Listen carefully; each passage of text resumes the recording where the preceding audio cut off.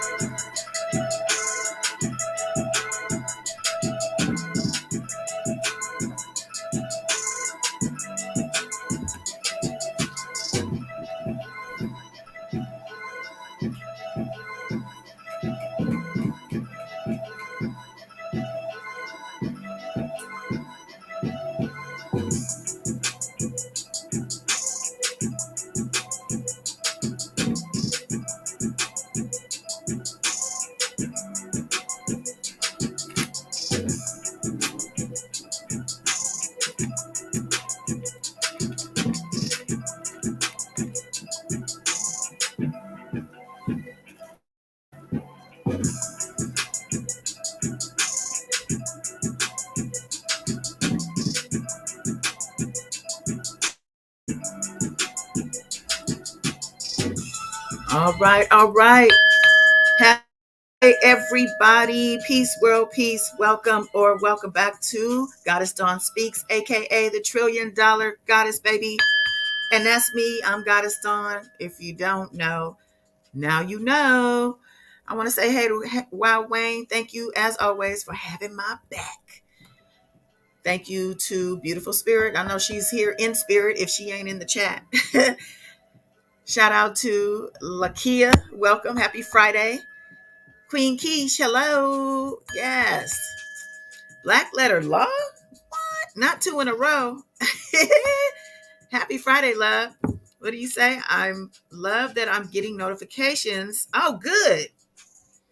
On this Durk issue, I want to mention what Shine said. Homicide is bad for business. The killing has to stop. It benefits no one. Absolutely. I concur. And that was my sentiment exactly. Cat Black, hey, happy Friday, y'all. Yes. So, it's Friday afternoon. I'm going to keep it real cute today. I probably will be on tonight. It's a lot of election stuff going on. Even though tomorrow night, Baby Yoda's coming on. Shout out to Baby Yoda. She's going to break it all down. But for right now, I'm just going to get into a couple of things, starting with Lil Durk. This is a very, very disturbing and unfortunate event. And what's more unfortunate and disturbing is the fact that it's not new news. This is like becoming old hat, or it probably already is. And that is really harsh to say, I think, in this instance when people are losing their lives. However, it is what it is. I do want to get into, I'm going to play a quick news clip and then a little more of a detailed breakdown. But I want to talk about it. You know what I'm saying? I want to talk about it. That's what we do, right? So of course, I think when I first saw something about it, it might have been on Instagram, I'm not sure, but I do want to just talk about the headline. Lil Durk named by feds in unaliving for hire conspiracy, arrested en route to Italy. So was he en route to Italy for a show, or was he en route to Italy to get the hell out of Dodge because he knew the feds were coming? What do y'all does anyone know? I'm not even gonna say what do you think, because you may know. This may have come out. Um, so Dirk is being named by feds as the top mastermind behind the murder, the unaliving for hire plot conspiracy in the attempt on Quando Rondo's life that left his cousin unalived and may have been trying to flee the country when he was arrested. Well, they answered the question for me. TMZ Hip Hop, oh, they have a TMZ Hip Hop now, hip hop division, obtained the federal complaint against Dirk, which hits him with a conspiracy charge related to the alleged unalive for hire.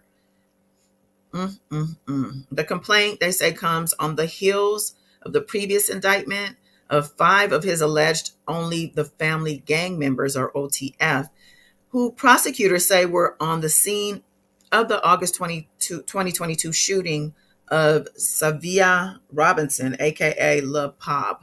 Okay, I'm so sorry if I'm getting these names wrong, child, because this is not at all my my wheelhouse right here, right now, today. It used to be. I should have had my son, if he wasn't at work, I would have my son call in for this one. Anyway, they go on to say the complaint states the OTF members acted on the orders of Dirk, who prosecutors believe for revenge for King Von's October 2020 shooting unaliving after a clash with Quando's camp in Atlanta. It's like a soap opera, a horrible, haunted soap opera. According to the docs, Dirk was to place the bounty on Quando and helped others to procure the ski masks, rental cars, and hotel rooms to assist in the hired hit. They even have images already, showing them in action. The feds say telecommunications show a phone number associated with Dirk was looking to cover his tracks when he texted one of the defendants, "Don't book no flights under no names involved with me." Fed said he's allegedly linked by credit cards to the flights. Don't book no flights under no names, but he didn't say don't use the credit cards with my name. Don't use my label credit card or the credit cards that they know I use. Hey, Aisha. Cat Black, if I didn't say hello. I think I did, but hi again. So, child, is just too much. Is this ever going to end? I need to, really dig down into it. I really am curious as to what the ratio is of these unalivings over the years. Are they increasing? Are they steadying? Because it's constant and always unnecessary and always just, to me, downright evil, nasty work. So the alleged OTF members are accused of firing at least 18 rounds at Quando's vehicle at the behest of Dirk at a Los Angeles gas station. I think I heard them say Beverly and La Cienega, which is right by the Beverly Center Mall. It's a mall in Beverly Hills, right by Cedars-Sinai Hospital. Okay, so, and that's Beverly Hills. Like, you don't do anything in Beverly Hills. That's the one place. Don't do no dirt in Beverly Hills, child. Okay, so says that the surveillance video appears to have captured the entire thing in broad daylight. So these are the vehicles. They say the feds swooped in and arrested Dirk on Thursday evening, intercepting him at the Miami airport, child, before he could get away to Italy. According to docs, the FBI got notice Dirk was booked on a private plane Flight to Italy set for later Thursday night, and Durk was arrested an hour before the scheduled takeoff. The fallout has been swift already. Durk had one of the Chicago area keys to the city he received last week already snatched away. And Durk, okay, is cooked, in my opinion, y'all. Durk is cooked, okay, because Durk did the most. He's connected by credit cards. They got video surveillance, even though they say he was in on the plot and not the actual unaliving. And I believe it was his cousin that they say. Sometimes I'm reading and it's like I'm just not really soaking it in. But anyway, I want to play this guy I found on TikTok because he breaks down everything like to a T, and that's what I like. Somebody else to do it. Get somebody else to do it. So let me find that. All right. I hope you guys have a wonderful weekend planned. Okay. I'm not going to play them because I just pretty much did what they did. But let me go to my friend. Why does it have. What's going on? Hold on, y'all.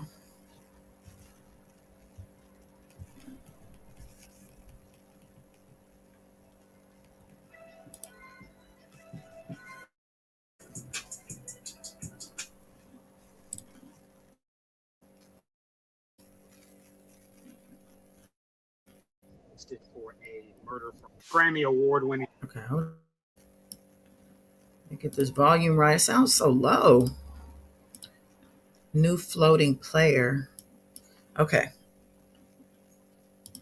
Grammy Award winning rapper Lil Durk has been arrested for a murder for hire conspiracy plot out of California.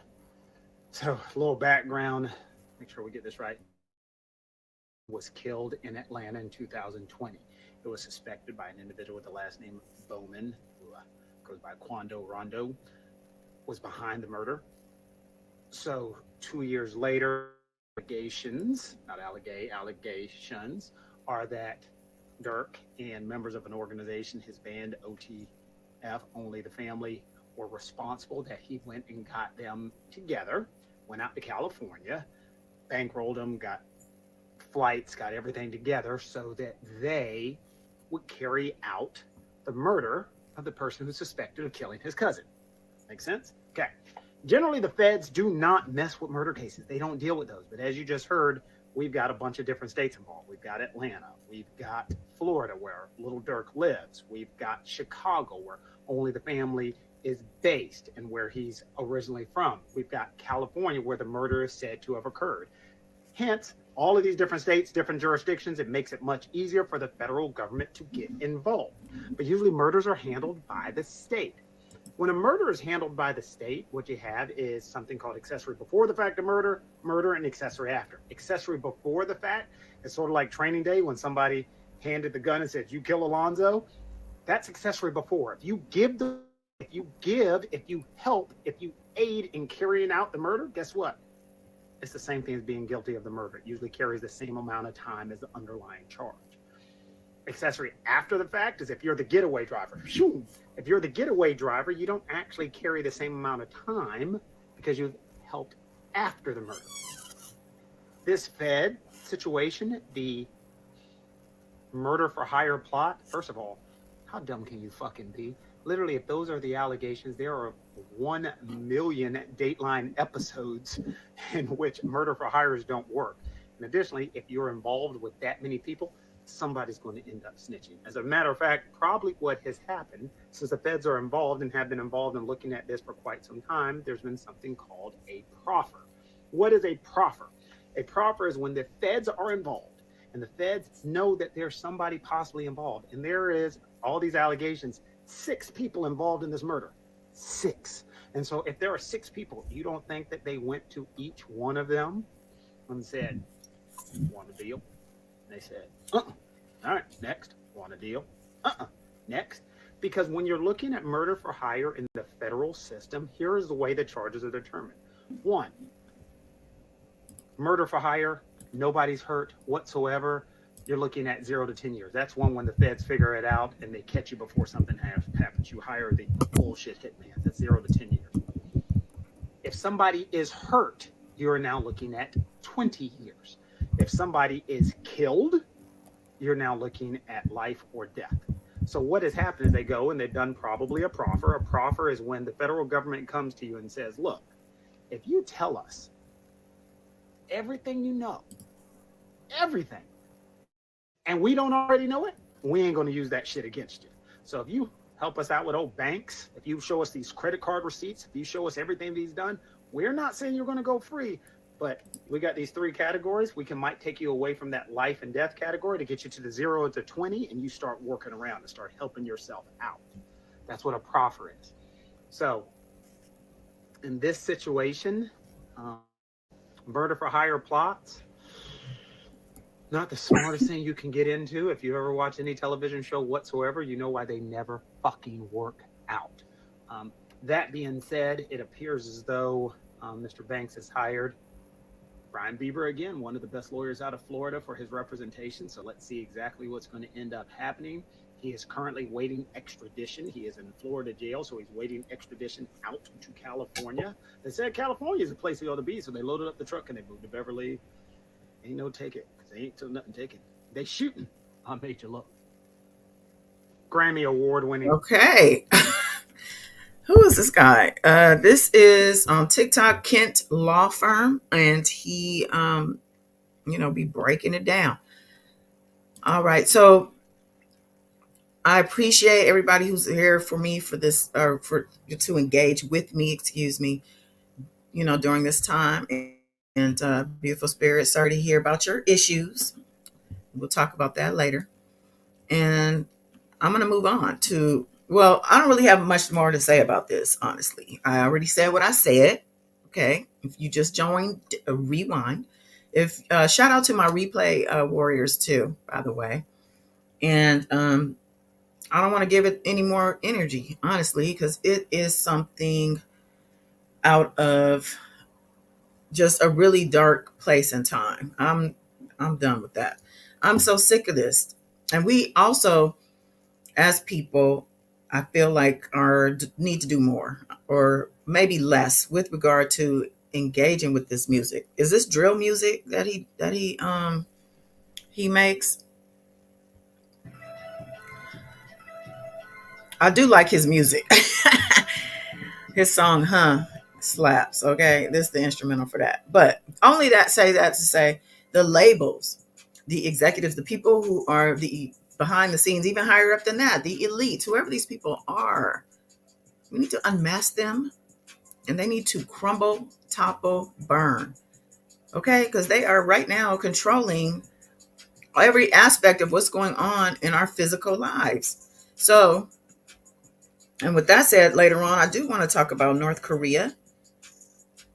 Okay, teaming up with Russia to fight Ukraine, which is essentially fighting us too, because we've been providing Ukraine weapons and aid for this fight they're in with Russia.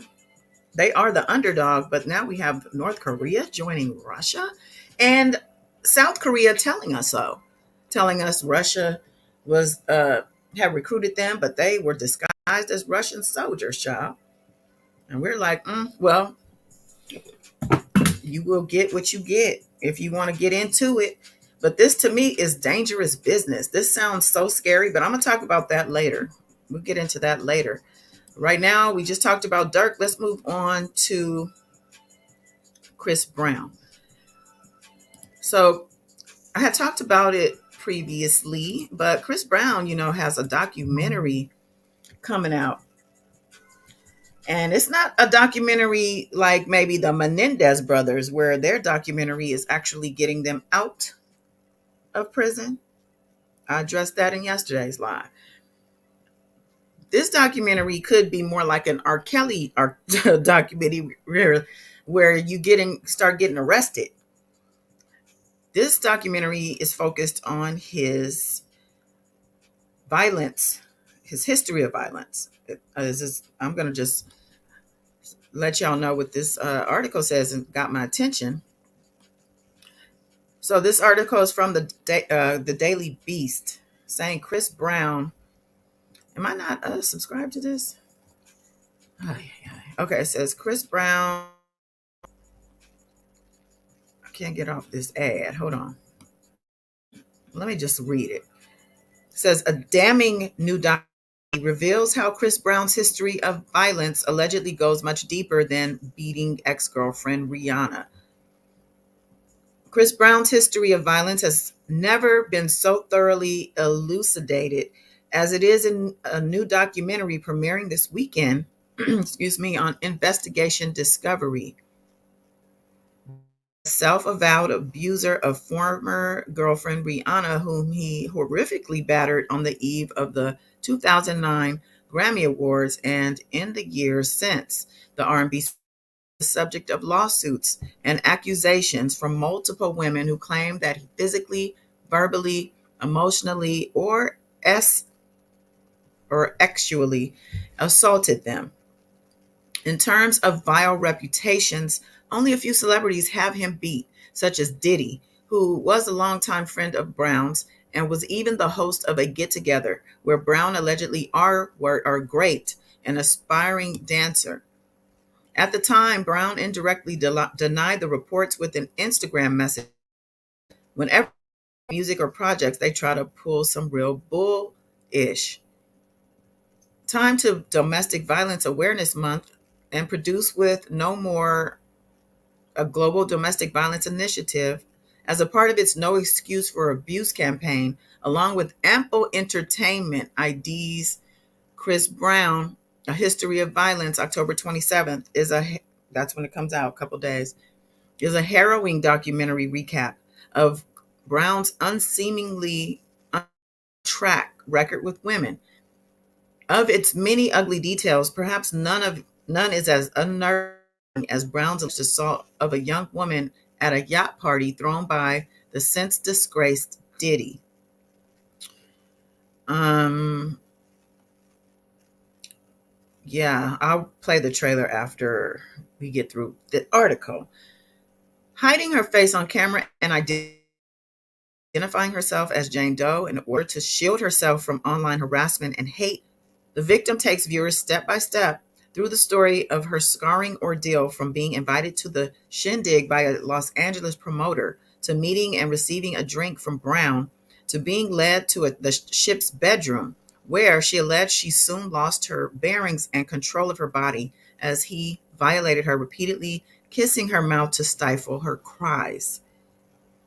In quotes, she says, Chris Brown raped me, she proclaims, and I can say that, and I know it for a fact, instead of telling myself that it wasn't. It was great. And of course, I'm saying great because YouTube's violation policies or whatever, if you didn't know. Um, Wayne, okay. Let me, I didn't realize I still had this dude up here. Hold on.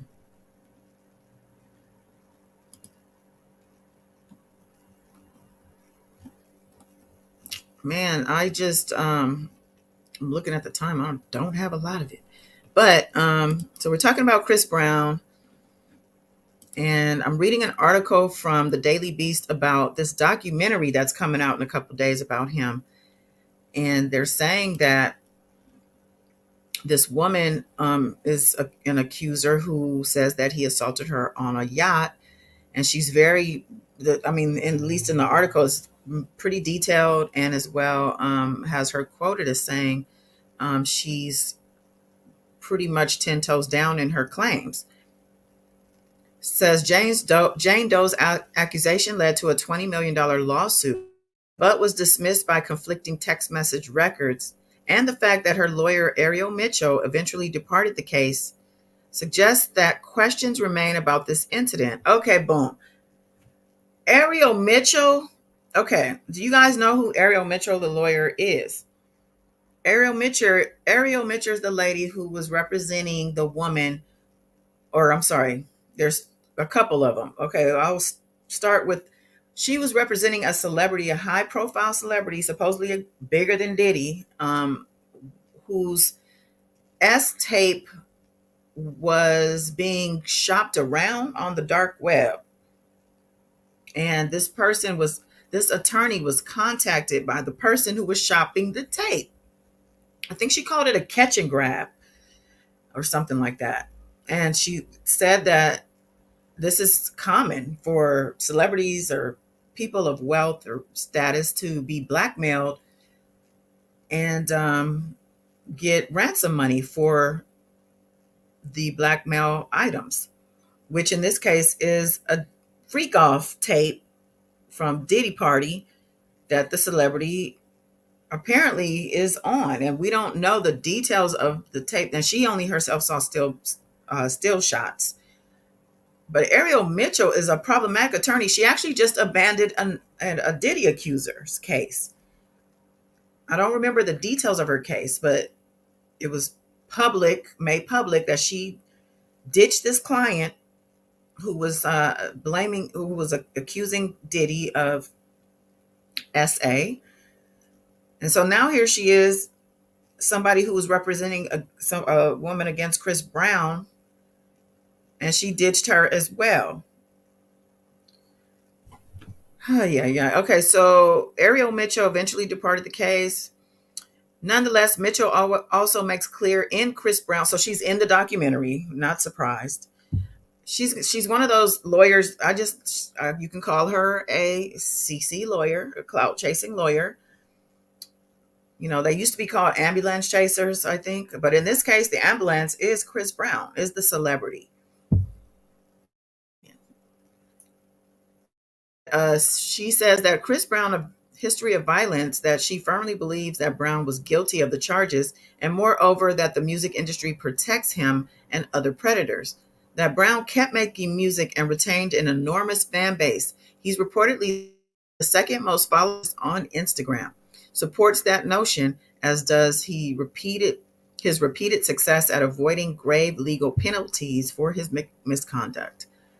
Even with his assault of Rihanna, of which there was incontrovertible photographic evidence, Brown merely received a slap on the wrist, 5 years of probation, and approximately 6 months of community labor. There's no doubt that Brown viciously beat Rihanna, repeatedly punching her in the face while driving his Lamborghini after trying to throw her out of the moving vehicle, threatening to, in quotes, beat the ish out of you when we get home, end quote, and warning her that, quote, you just did the stupidest thing ever. Now I'm really going to unalive you, end quote. The scandal may have hurt his next album sales, but Brown's career continued unabated, complete with hordes of female fans willing to dismiss or ignore the accusations against him and to slander anyone who dared to tarnish his name, be it his subsequent girlfriend Karrueche Tran in 2015 or his manager and tour manager in 2016, to mention infamous outbursts at Good Morning America and one involving his own mother. Yeah, Chris, it's hard to put this in a nutshell, like kind of just, I mean, it is and it isn't, because nobody stands for abuse of any kind. And what we saw as a result of his fight with Rihanna, regardless of, I know there's a lot of people, she hit him first, she started it, all of that, but who came out looking like what? Like, it was too much, right? A king too. Who are you saying that to? And are my mods, where, Wow Wayne, are you in the building? Because we don't do that here. Not to me, baby. But I'm gonna let you sit. Wow Wayne, and you gotta figure out what's going on, boo. All right. Happy Friday. Jason said, I don't think Chris Brown would ever do that. Of course you don't think so. Rihanna started it. But you heard what I said. I'm not going to be repeating myself. So here it is, in quotes, it says, the most difficult aspect is controlling myself around the ladies. This is Chris talking.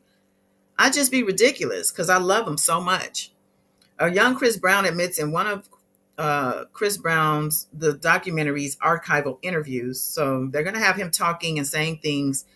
It's kind of crazy to me that now I'm reading this. I don't know, I have something in my throat. I'm reading this, and it's very much biased and slanting towards obviously crucify him. In my opinion, I think it's kind of like a R. Kelly thing, the surviving R. Kelly. It's like surviving Chris Brown. Um, they say the film pairs that material with new conversations with culture writer Scotchy Cool. I don't know who that is. They're name dropping all these people. We have an LAPD sergeant who's a woman, and a doctor who's a woman. We have people who are professionals and weighing in on Chris Brown. They explain, it says, the doctor, Carolyn West, says, explains that Brown's violent tendencies might be related to, if not excused by, his childhood. ID's documentary intersperses its commentary with the snapshots of women holding placards featuring depressing statistics about domestic violence, underscoring that Brown's saga is much more high-profile version of a terrible tale that's told ad nauseum in this and every other country. His representatives claim malicious and false, but Chris Brown, the points out that Brown is the sole constant in a long-running pattern of hostile encounters. So they're saying this is ongoing and constant. Like the claims just keep coming. And Cole argues that the artist hasn't faced serious repercussions for his actions because he's famous and his victims, save for Rihanna, are not. Their faceless allows them to come across somehow as less legitimate than Brown, whom people already know and adore. The larger notion forwarded by the documentary is that S assaults are difficult to prove, and that in the absence of bedrock proof, the benefit of the doubt often goes to the accused rather than the accused. So, aside from Jane Doe's first person testimony, there's nothing in the documentary that isn't already in the public record, they say. Still, the film proves a damning compendium of alleged misdeeds and unconvincing denials. So, yeah, they're very much believing the women, or the woman who is telling her story. When, after Lynn Gutierrez filed a police report against Brown for allegedly punching her in the face at a Las Vegas party because she dared to use her forbidden phone, Brown responded by posting a video that slandered her looks, revealing not only his callousness, but his wholesale lack of remorse. It's little surprise then that in 2024, just this year, he was sued for $50 million by 4 male concert goers who claimed that they were brutally beaten by the singer and members of his entourage. Following his hour-long critique, the documentary concludes with a half-hour sit-down between The View host Sunny Hostin and a collection of individuals, including the people that I mentioned, plus the National Domestic Violence Hotline CEO, Katie Ray Jones. They got a lot of people involved in this, a lot of domestic violent or victim advocates groups and anti-domestic violence and violence against women groups, and this is not good for Chris Brown. They say a particular note during these chats is Ray Jones's advice that victims of abuse take note of household items which can be used against them, such as kitchen knives, as well as develop strategies for making a quick and safe escape. In those helpful tips, the documentary highlights the sorts of nightmarish, misogynistic realities created by men like Chris Brown. And that's how it ends. I was looking for these comments that I saw, but so yeah, this documentary is not good for him. I guess I could play this little trailer. How long is this trailer? Let's see. I'm sure the girls want a couple of questions and things. For the young ladies, I mean, what's up, man? You got a girl or what? Nah, I'm keeping my options open, so y'all be checking for me, you know what I'm saying?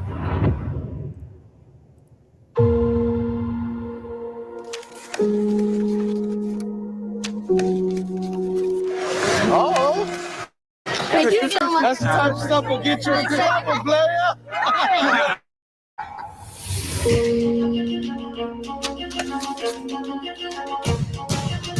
Chris Brown is the name. Get right there. Chris Brown's an amazing and talented musician, but let's call a thing a thing. He's a abuser of women consistently, unapologetically.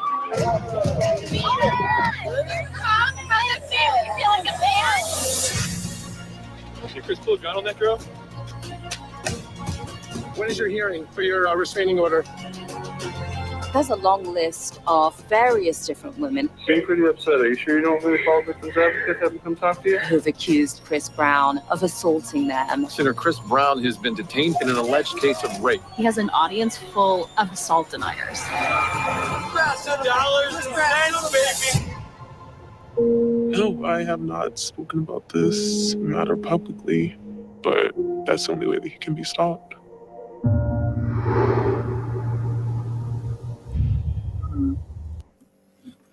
All our young brothers in trouble, child. In trouble. So, who's watching?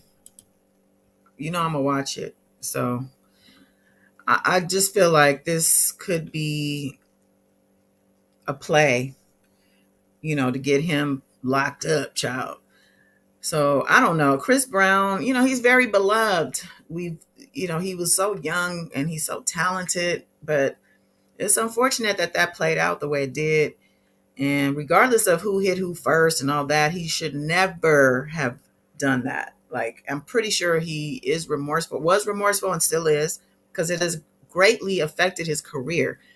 People, want to say that he's still, popping. He's popping. He's still got a great fan base and all that.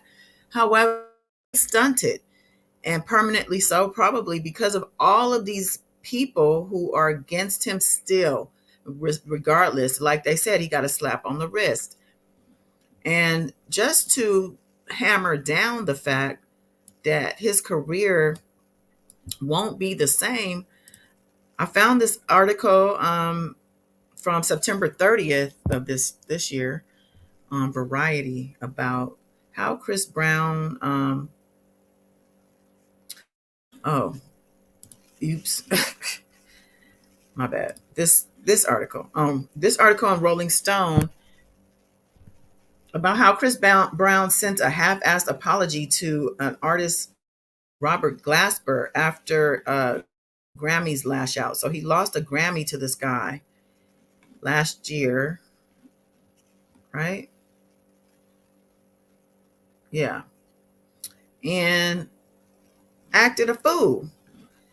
And I don't think it's a secret that Chris Brown be on some stuff sometimes, like meaning substances.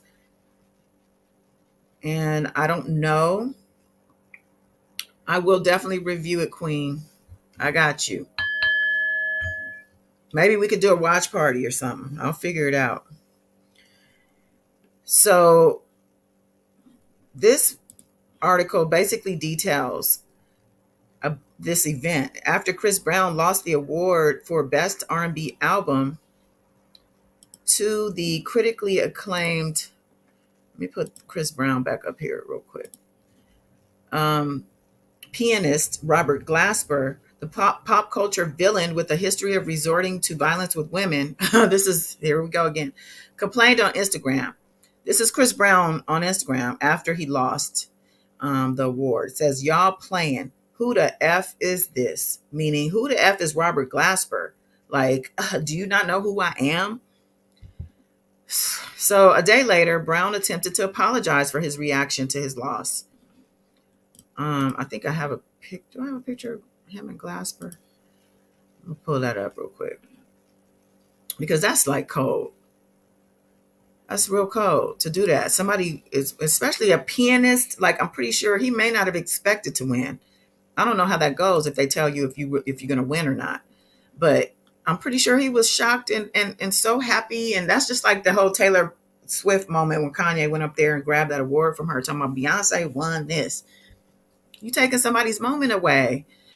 Chris Brown tried to apologize the day after. He sent a DM to Glasper, and he actually then shared the DM he sent so everybody could see that he apologized. And his apology read this: "Congratulations, my brother. I would like to apologize if you took offense to my reaction at the Grammys. You weren't the intended target, and I know I came off really rude and mean," he wrote in the DM. On Sunday, he shared a screenshot of the Google results when looking up Glasper's name and wrote, "I'm going to keep kicking y'all ass respectfully. I got to get my skills up. I'm going to start playing the harmonica." So he went and looked the guy up because he just could not understand why he did not get that award. But this is my point. You're not going to be getting Grammys like that. Okay, Chris? This is just what your reality is.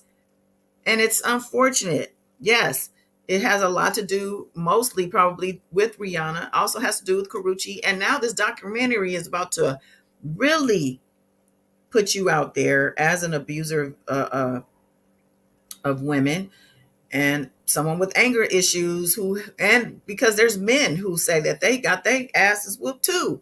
So it's really not just women, it's everybody, and he is going to be painted as a monster.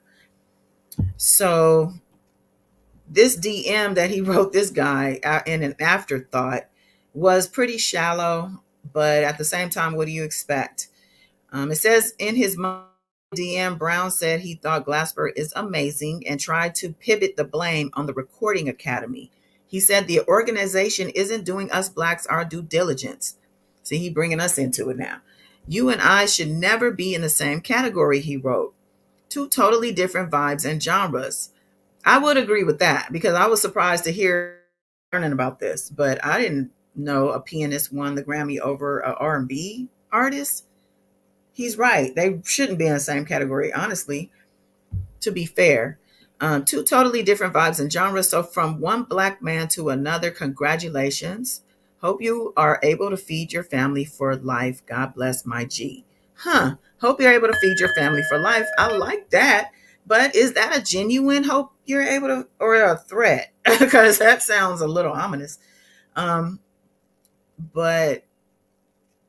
the article goes on to say Glasper, who won the Best R&B Album Award for Black Radio 3, giving him some pub. Okay, I might actually go check it out after I get off this live because I do have to get on the road. I'll be in my whip. And yeah, maybe I'll put on some Robert Glasper. But Black Radio 3, Troll Brown's initial reaction, writing, "It's been brought to my attention that y'all have questions about who the F Robert Glasper is. Robert Glasper. If y'all have questions, I have answers. Check out my stories to play along. Glasper has yet to share a public comment about Brown's apology."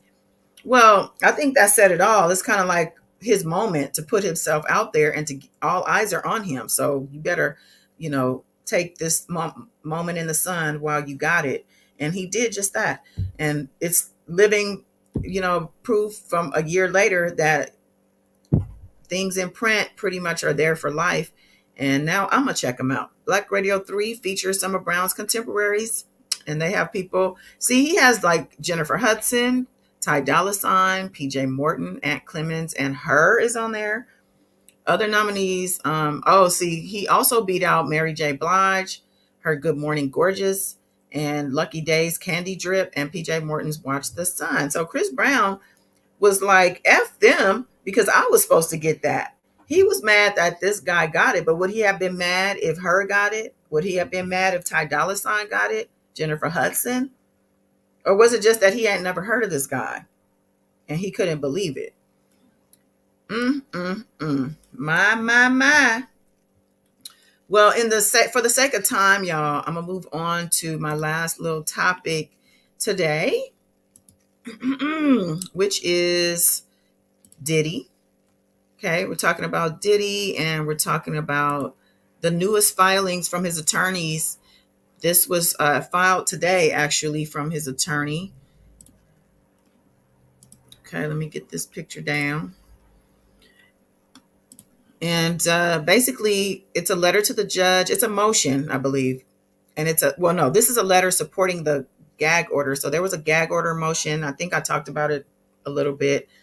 And now this letter is supporting that because they have further information they want to share with the judge. And part of that is quotes out of the New York Post. They're saying that it was just this morning, the New York Post published an article, which they included in Exhibit A here, containing false, inflammatory, prejudicial remarks attributed to a federal law enforcement source who was involved in the government investigation. So they're saying the feds, by proxy to this person, is yet again, they're saying they're leaking information. And they're not standing for it because the same day they're this letter. So they said that the article describes purported videos and photos supposedly depicting Mr. Combs and notes that the Post described the scenes to federal agent for comment. The federal agent reported to the Post the following, and this is all in quotes from the Post article. These are consistent with videos we have. Also, just about everything you can imagine was happening at Mr. Combs' parties. Now, our job is to determine whether this was consensual for everyone involved, if anyone has been trafficked, and what laws have been broken. It's sick-ish. And then look, if this were just him having S parties with a bunch of horny adults, we wouldn't be having this conversation. That's perfectly legal. But that's not what we're talking about. This man is a predator. So they're saying that the federal agent's statements clearly constitute opinions by a government agent that have substantial likelihood of interfering with a fair trial or otherwise prejudicing the due administration of justice. Indeed, the statements are opinion as to the accused's guilt or innocence, or as to the merits of the case or the evidence in the case, which are presumptively prejudicial. The statements also reflect that the agent has access to possible grand jury material in the form of videos and other potential evidence. In addition to violating, they state the criminal law number, these statements attributed to the federal agent involved in the investigation are objectively false. There's no videos of people having S at parties, nor has the government alleged this as part of the indictment. In the absence, however, law enforcement has intentionally made false and damaging statements to one of the primary news sources in New York City, potential grand jurors and trial jurors. So, they go on to complain about this article, saying that it's misconduct. And I'm wondering, are they going to try to get a mistrial now? Because they're going to pile up all the things they're hearing and put them all together. They're going to probably keep submitting these type of motions and finally say, listen, he has no chance and this is not fair to him. And, I'm not sure if it works like that, but they're saying that, they're intentionally violating a defendant's right to a fair trial, free from false, damaging, and intentional statements made to the press. And conduct is continuing to demonstrate disregard for clear concern this court has shown for fundamental issue. Let's see. In the larger context, they say the leaks are unrelenting and false statements by the agents over the last 7 months. Today's article shows DHS has formed an illicit partnership with different press outlets. That's the Department of Homeland Security, which the agency has used and will use to ruin this man's ability to get a fair trial. The immediate gag order is clear. The court should enter Mr. Combs' proposed order, or these prejudicial leaks will only continue. And it's interesting that they're wanting to, say they want a gag order based on the fact that over the past 7 months, these different agents and Homeland Security as a whole has been leaking information, and they have access to evidence they haven't seen yet. It's not fair to him, all of that. And they are specifically citing New York Post and, probably other outlets have been listed in the past. I'm not sure. But my wonder is if they're going to try to penalize people for such videos such as this, or, YouTube people, TikTok people, if the gag order is put in place, penalize people for talking about it and things that we've heard and whatnot. I don't know if they can, if we continue to let them know this is alleged, but they still feel like it's affecting him negatively, and that his case is being compromised. they're saying there's no S tapes, but yet it's out there. But how are they saying there's no S tapes? Because they don't have all of the evidence yet. The government has actually until, there's an evidentiary hearing, I believe, on October 30th.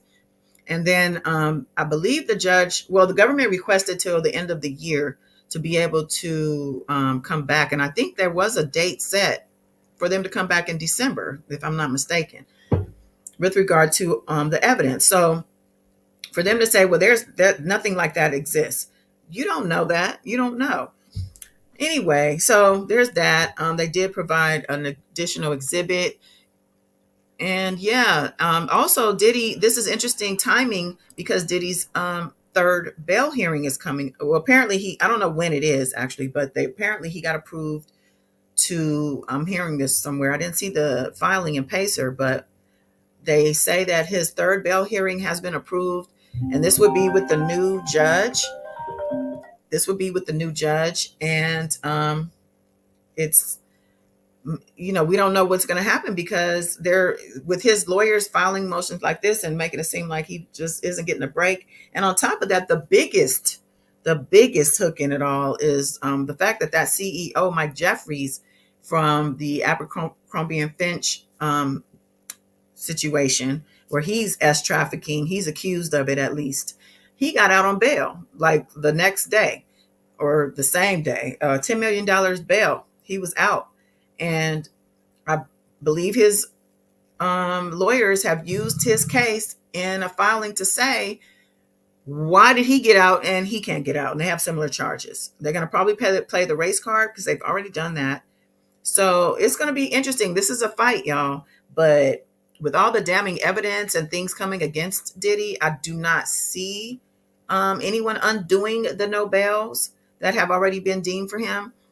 But we'll see. Yeah. Queen said he wasn't intimidating witnesses, meaning Mike Jeffries. However, somebody did report that he had been intimidating witnesses, but his cases are only up to 2015, as opposed to Diddy's, who has charges up to like 2022, or maybe even up to this year. Everything that's going on with Diddy, a lot of it is current, even though some of it goes way back a lot. Some of it is also current. Yeah, they're going to say he's a higher risk. Well, I'm waiting on the government's response to this bail hearing, and we're going to see what happens. Reporter who we, tune into when they live tweet, and I'm going to be here to do that. So until then, y'all, I got to go. Happy Friday, happy weekend. Make sure you like this video, please, and share and subscribe and all of that. Blaze Adams 24/7, my other channel. Please go over there as well and hook me up, and I'll hook you right back up because I love you. All right, y'all. Peace.